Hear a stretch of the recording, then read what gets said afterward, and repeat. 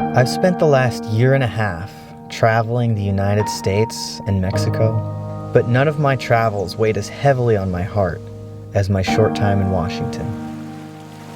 I've learned that we've cut down most of the country's old-growth forests, trees that were hundreds and even over 1,000 years old, mostly just for profits.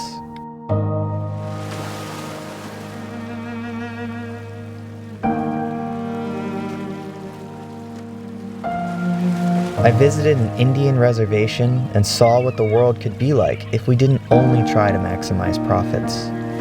The wildlife could thrive, and the trees could stand tall. I know very little about the science of climate change and whether or not any of it is really true, or what parts of it are true. Now, I'm a businessman myself. I understand the need for profits and efficiency, but I also love our planet and the people on it. I want to keep the beauty alive and find a way to profit and help this planet thrive. I won't pretend to know all the answers, but I do know that we need to be careful who we trust.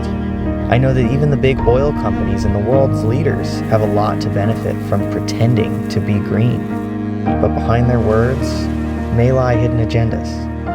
I'm no conspiracy theorist.